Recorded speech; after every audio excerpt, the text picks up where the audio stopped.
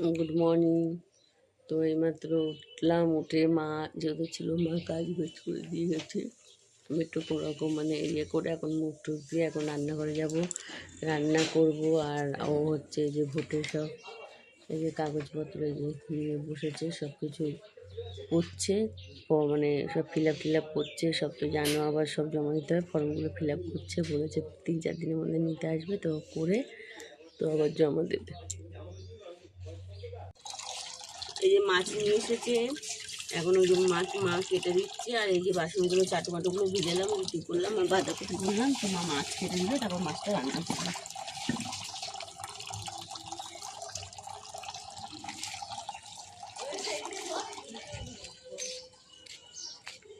নিয়ে যাবে বাঁধাকপি করে দিচ্ছি, বাঁধাকপি আর রুটি হচ্ছে নিয়ে যাবে।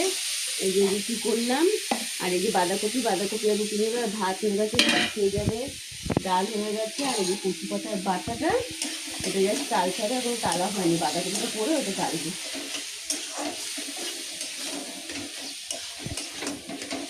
সব কিছু মাখিয়ে টাকিয়ে লোটে মাছের মধ্যে আলু, পেঁয়াজ, লঙ্কা, রসুন, আদা বাটা, জিরা বাটা সব দিয়ে মাখিয়ে এই যে লোটে মাছটা বসিয়েছি, লোটে মাছটা হচ্ছে। আর এদিকে চা বসিয়েছি, লোটে মাছটা করলে রান্না হয়ে যাবে। বাসন মাজা হয়ে গেল, এখন এই যে বাসন ধুচ্ছি, আর ওই গামছা টামছাগুলো বের করে রাখবো। তারপরে মেয়েকে স্নান করাবো, শরীরটা বেশ একটা ভালো নেই, গ্যাসের এত প্রবলেম হচ্ছে, কি বলবো। তার মধ্যেও তো কাজ করতে হবে, সংসারের কাজ নিজেরটা নিজে না করলে কে করবে। তার মা থাকলে মা একটু হেল্প করে দেয়, সুবিধা হয়।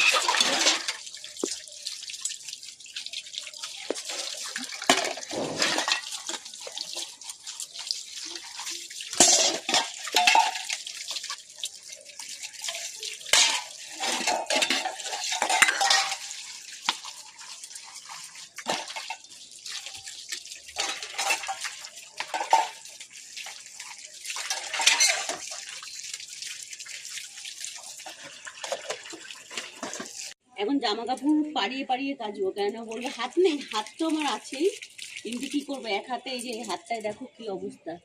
ডাক্তার দেখাচ্ছি, ওষুধ খাচ্ছি, তাও কিছুতে কমছে না। এখন তার জন্য কাজ হচ্ছে পাড়িয়ে পাড়িয়ে কাচলে জামা কাপড়টাও পরিষ্কার হবে, আর শীতের দিনে তো অনেকের পা ফাটলে পাটাও পরিষ্কার হয়ে যাবে। ওই জন্য এখন দাঁড়িয়ে দাঁড়িয়ে যে পাড়িয়ে পাড়িয়ে জামা কাপড় কাচ্ছি, ওই জন্য তোমাদের রোজ দেখাই না, তাই আজকে শেয়ার করলাম। দেখো পাড়িয়ে পাড়িয়ে কাচলে পরিষ্কারও ভালো হবে। যার যার প্রবলেম আছে তারা পাড়িয়ে পাড়িয়ে নেচে নেচে কাচবে।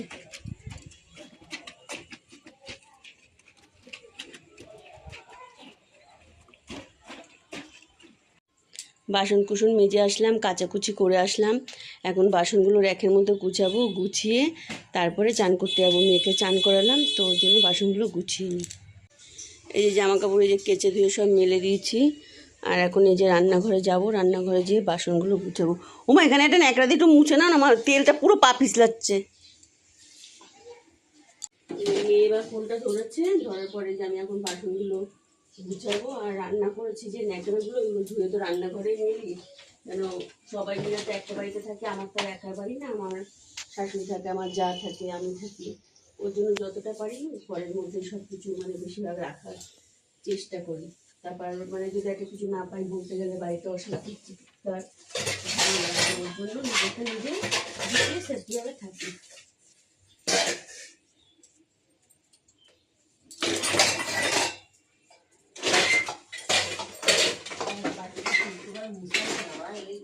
তেল পড়লো, ওই যে মাখালাম না, কাশি হচ্ছে, তো কি করবো।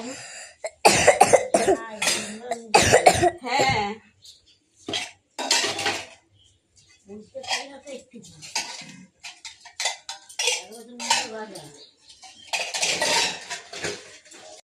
আজকে রান্না করেছি, আজকে একটু বেশি অনেক কিছুই হয়েছে। এই যে লোটে মাছ রান্না করেছি, যেটা মা সকালবেলা কেটেছিল।